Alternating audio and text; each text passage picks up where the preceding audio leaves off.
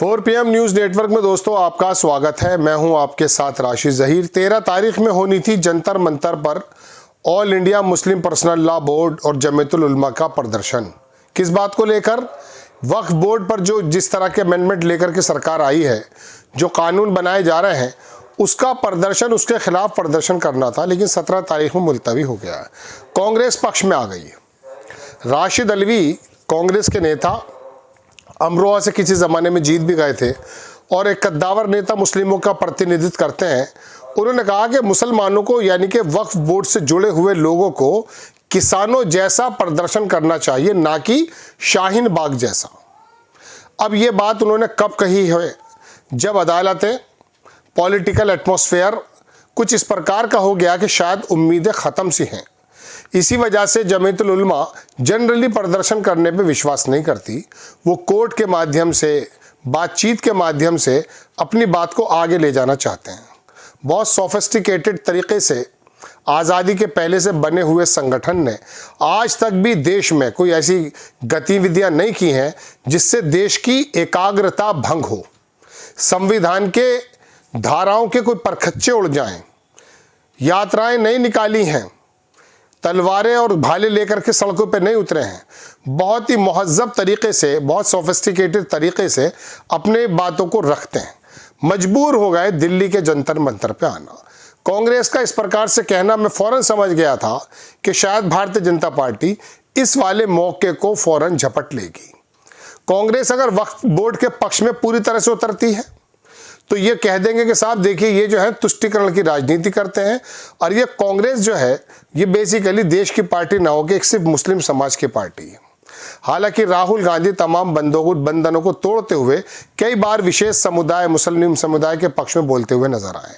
ऐसे माहौल में कि जब मुस्लिमों के पक्ष में बोलना इतना ज़्यादा जोखिम भरा है कि उसका पॉलिटिकल पूरा जीवन भी ख़त्म हो सकता है, ऐसे समय में बोलना तो बड़ी बात है। राशिद अलवी कांग्रेस की पूरी जबान तो नहीं कही जा सकती, लेकिन लोगों ने कहना शुरू कर दिया है कि देखिए, कांग्रेस जो है उग्र करना चाहती है मुस्लिम समुदाय को।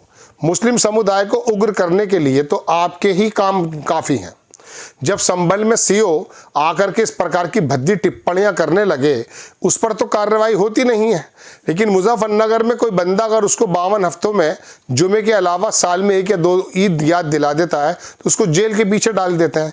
जब माहौल इस प्रकार का हो तो ऐसे समय में दर्शकों को बहुत ज़्यादा सोचकर बोलना पड़ता है। खैर, मैं आपको खबर दिखाता हूँ और ये भी दिखाऊँगा आपको कि आखिरकार भारतीय जनता पार्टी से जुड़े हुए संस्थानों ने कांग्रेस के इस बयान को कैसे लपक लिया है। पहले आप थोड़ा राशिद अलवी का बयान देखें आप। Sir, all India Muslim personal law ने कहा है कि वक्फ संशोधन बिल अगर पास हुआ तो पूरे देश को शाहीन बाग बना देंगे। कैसे देखते हैं? देखिए, उन्हें बजाय ये कहने के कि हम पूरे मुल्क में शाहीन बाग जैसा प्रोटेस्ट करेंगे, थोड़ी तब्दीली कर लेनी चाहिए। प्रोटेस्ट करना उनका हक है, सबका हक है। अब देश के अंदर लोकतंत्र है, चाहे वो नाम ही का लोकतंत्र है, लेकिन संविधान हक देता है कि प्रोटेस्ट कर सके। उन्हें कहना चाहिए कि जिस तरीके से देश के अंदर हमारे किसान भाइयों ने प्रोटेस्ट किया था, 2-2 साल सड़कें बंद रखी थी, 2-2 साल सड़कों पर धरना दिया था, कहें कि किसानों की तरह का प्रोटेस्ट करेंगे। ये बयान आपने सुन लिया। अखबार लिखता है कि राशिद अलवी ने कांग्रेस और राहुल गांधी की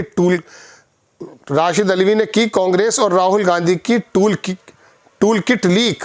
देखिए क्या बात कह रहे हैं। किसानों के जब प्रदर्शन चल रहा था, जब ये टूल किट आया था, मुस्लिमों को किसानों की तर्ज पर भड़काने का षड्यंत्र, ये लिखना शुरू कर दिया आप गोदी मीडिया से जुड़े हुए लोगों ने। इसके बारे में मैं पूरी बात तो पढ़ना नहीं चाहता, चूँकि ये इस लायक नहीं है कि इसको पढ़ा जाए, लेकिन फिर भी इसकी अहम जो मोटे मोटे पहलू हैं वो मैं आपको दिखाना चाहता हूँ। ANI ने इसको छापा है, पूरा बयान भी आपने देख लिया है। अखबार लिखता है कि Congress leader Rashid Alvi supports Muslim personal law board protest against Waqf bill. अब उन्होंने आगे यही कह दिया इसी पूरी खबर में कि साहब दरअसल बात यह है कि ये किसानों की तरह अगर करेंगे तो कुछ फ़ायदा हो पाएगा। लेकिन मैं आपसे ये पूछना चाहता हूँ दोस्तों कि ये वक्फ बोर्ड को अगर किसानों जैसा मुद्दा बना करके मुस्लिम समुदाय सड़कों पर उतर आता है, तो जैसे किसान आंदोलन को तमाम वर्गों का समर्थन मिला सिवाय आरएसएस और भारतीय जनता पार्टी के टूल किट के, क्या वक्फ बोर्ड के संबंध में भी तमाम लोग ऐसे आ जाएंगे? अभी तो खाली राशिद अल्वी बोले हैं, जैसा आपने सुना है। कांग्रेस ने खुला स्टैंड नहीं लिया है। तो हाल ये हो गए हैं कि गोदी मीडिया ने कह दिया कि मुसलमानों को भड़काना चाहती है कांग्रेस। दोस्तों, बात यह है कि जब आंदोलन भी सिखों के नज़र आने लगे, मुस्लिमों के नज़र आने लगे, तो उस समय तो फिर परेशानी होती है। जब किसानों का आंदोलन चल रहा था तो वहाँ उनको बदनाम करने के लिए क्या क्या प्लान संबित पात्रा रोज़ाना लेकर आता था, पूरे देश ने देखा है। अगर उन आंदोलन के चलाने वालों ने अपने खेमे में कोई पानी का कूलर रख लिया है तो उसके बारे में भी उनको जो है बड़ी ज़बरदस्त तरीके की प्रताड़ना झेलनी पड़ती थी। कभी एसी दिखा देते थे, कभी सीधा कनाडा से सिखों से, और मतलब मालूम नहीं कहाँ से उनका तार जोड़ा नहीं गया।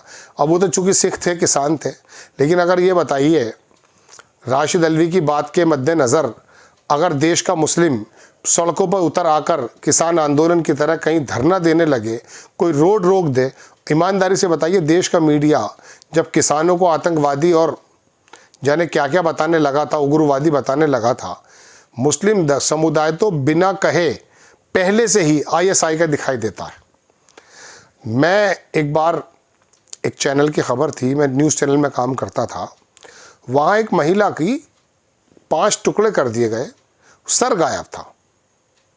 जिस चैनल में मैं काम करता था उस चैनल के सर्वे फ़ौरन आ गए, मतलब बड़े पत्रकार जो नोएडा से आते हैं, बागड़ बिल्ले, और वहाँ आकर के वो आदमी सिर्फ ये पता करने लगा कि दरअसल इस महिला की गर्दन काटने में HM, ये कहते हैं हिंदू मुस्लिम है या नहीं।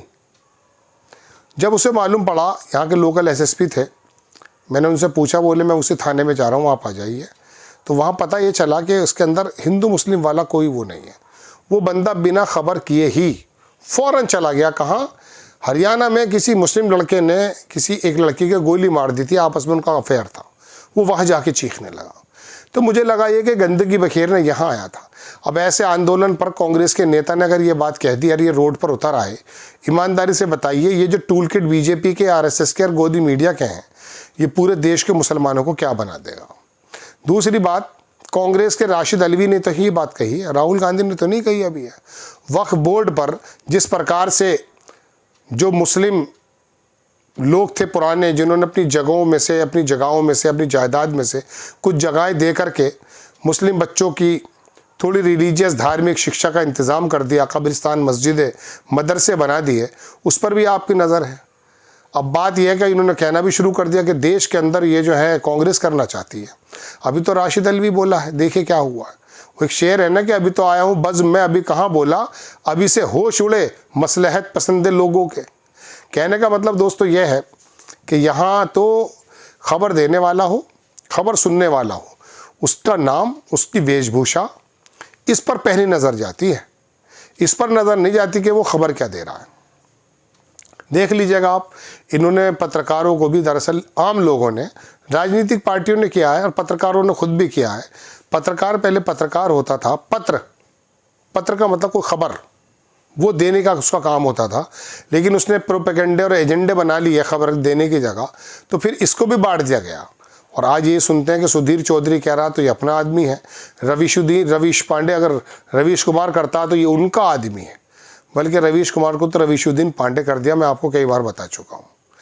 तो कांग्रेस खुलकर तो नहीं बोली, लेकिन राशिद अल्वी के बोलते के साथ ही पता चल गया। और वक्फ बोर्ड वाले अगर किसानों के मद्देनज़र ये आंदोलन करते हैं, ईमानदारी से बताइए बीजेपी और आरएसएस के हाथ में कितना बड़ा मुद्दा मिल जाएगा। तो मौलाना अरशद मदनी और मौलाना अहमद जो मोहम्मद मदनी है, वो अपना प्रदर्शन करें और इतना लंबा ना करें जैसे कि राशिद अल्वी कह रहे हैं। आपको खबर कैसी लगी अपनी राय कमेंट्स बॉक्स में ज़रूर दीजिए। चैनल को सब्सक्राइब कीजिए, शेयर कीजिए। नेक्स्ट टाइम मैं किसी खबर के साथ हाजिर होता हूँ। जय हिंद।